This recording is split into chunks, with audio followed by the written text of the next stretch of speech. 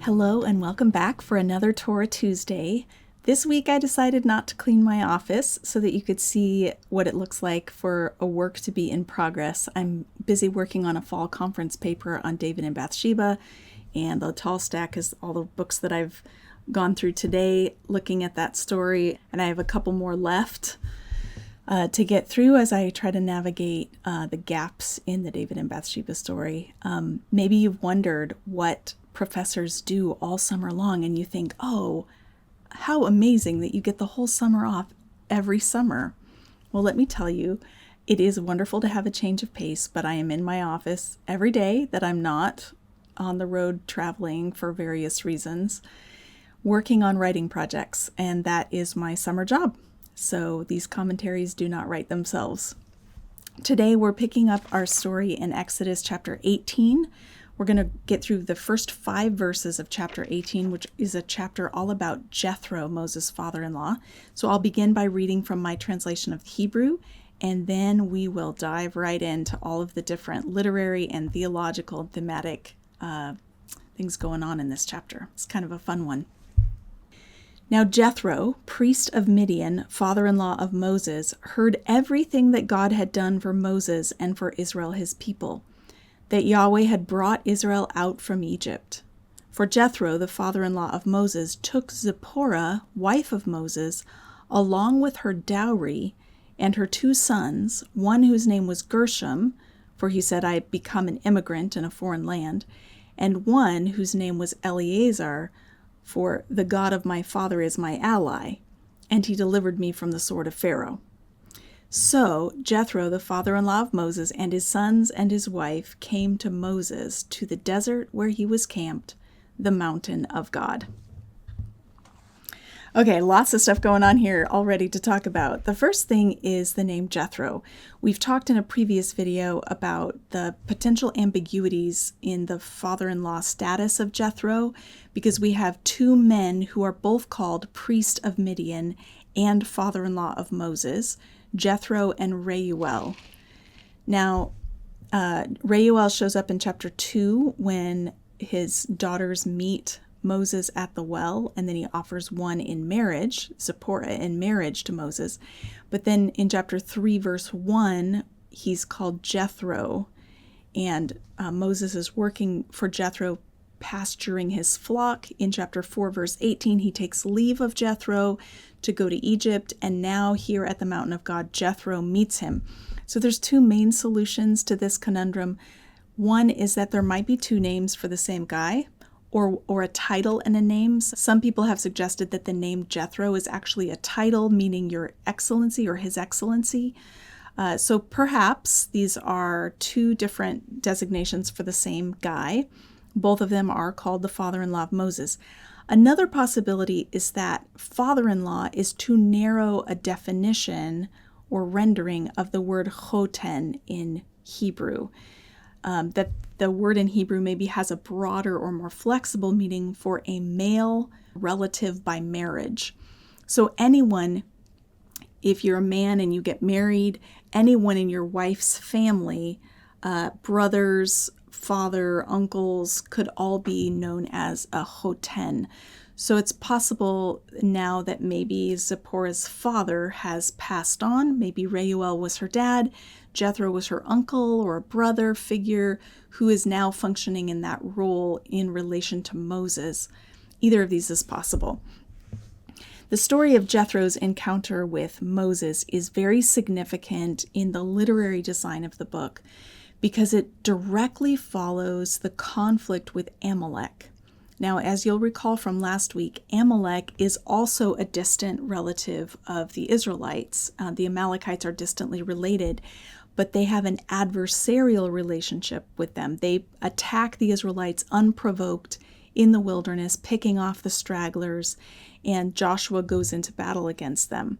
And God says, from generation to generation, I will be at war with Amalek. Well, that is not the only model of engagement with or interaction with foreign peoples for the Israelites. So I think it's brilliant that the author of Exodus puts the Jethro account right side by side with Amalek, so that we don't get it in our head that Israel is just going to be adversarial with everybody. Here in this chapter, we have a very peaceful encounter between Moses and Jethro. We'll see the specifics of their encounter and what they do together next week in next week's video and the following week. But here we have a clear sense of their camaraderie or collegiality, and it gives us an alternate model for that foreigner engagement.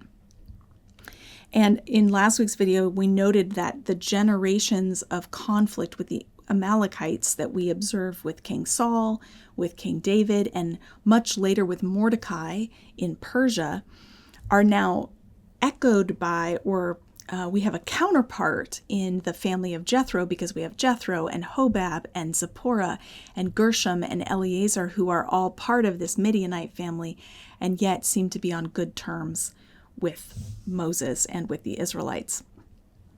Jethro also, in addition to being side by side with the Amalekites, and that being significant, he also functions as a literary frame around the deliverance of the Israelites from Egypt. So in chapter 4, verse 18, Moses goes to him and asks for his permission to leave. He asks for peace. He greets him and asks for his peace. And here Jethro meets him at the mountain of God, where Moses was originally commissioned, and he greets him with peace. And so there's an encounter with Jethro on either side of going to Egypt. And of course, we'll see next week how that encounter plays out and how Jethro gives praise to Yahweh. There's another parallel here that's not so much a structural parallel, but a thematic or theological one, and that is between Jethro and Melchizedek in Genesis chapter 14. So we haven't talked a lot about Genesis in these videos, but Chris Wright in his commentary on Exodus points out that in both cases, the man chosen by God, that would be Abraham in the case of Genesis and Moses in the case of Exodus, the man chosen by God encounters a non-Israelite priest, Jethro and Melchizedek. After a battle, they make a covenant with one another. They enjoy a covenant meal, and then the priest offers a blessing to the patriarch, to Abraham on the one hand, to Moses on the other hand.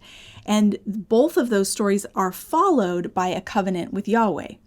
So there's some significant parallels here, and I think the takeaway is actually really important because it indicates that not every blessing is going to be found within the people, the tribes of Israel. Sometimes God mediates blessing to his people from the nations. And we see that with both of these priests from other nations. Let's talk about Zipporah. Why is she not with Moses when he arrives at the mountain? Why has she disappeared? Some people suggest that Moses and Zipporah are separated or even divorced, and that Jethro is trying to reconcile them. Others suggest no, she's just gone on a visit to her family. Once they left Egypt, she went to her family. The last time we saw Zipporah was in chapter 4, verse 26, when she circumcises her sons, and that circumcision resolves the question of their relationship to the covenant people.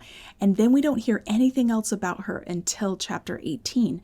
So it's possible that at that moment of circumcision, she hightails it out of there.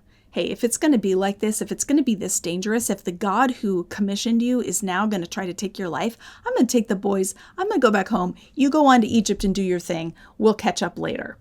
So that's possible. It's also possible that she continued on the journey with Moses and went to Egypt, that she was there for the whole 12 signs and wonders, that she crossed the sea with the people, and that as soon as they were in the wilderness in vicinity of her family, she and the boys went on for a family visit to Midian.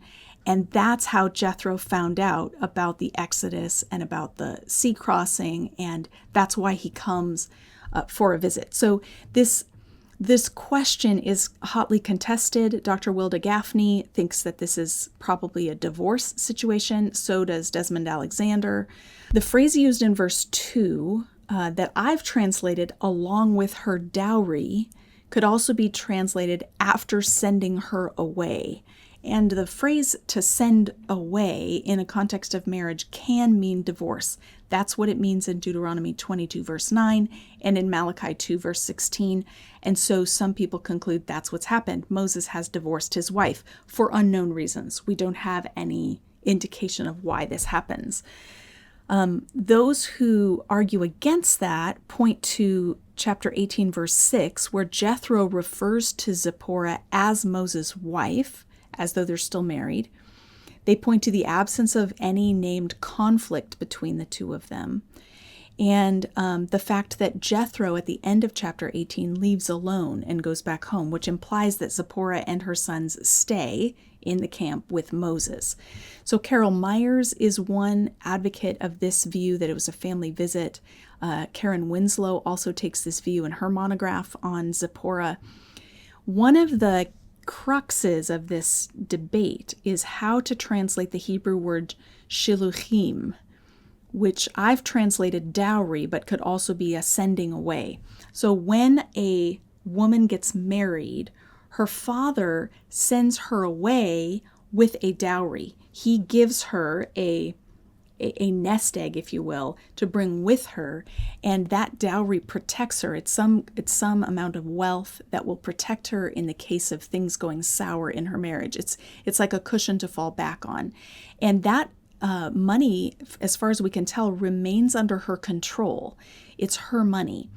So it's possible that what we have here is that now that they're safely out of Egypt, Zipporah visits home, and her father, Jethro, then brings her along with her dowry back to Moses, so that the dowry had been in his care and keeping while they were traveling, and now he brings it so that it can be back part of Moses' household.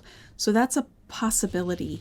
There's a lot of ambiguities in these few verses that mirror the ambiguities of the Zipporah story in chapter 4. So it makes it kind of flexible and open to different ways of reading it. But I tend to think that they were not divorced for the reasons that I've mentioned.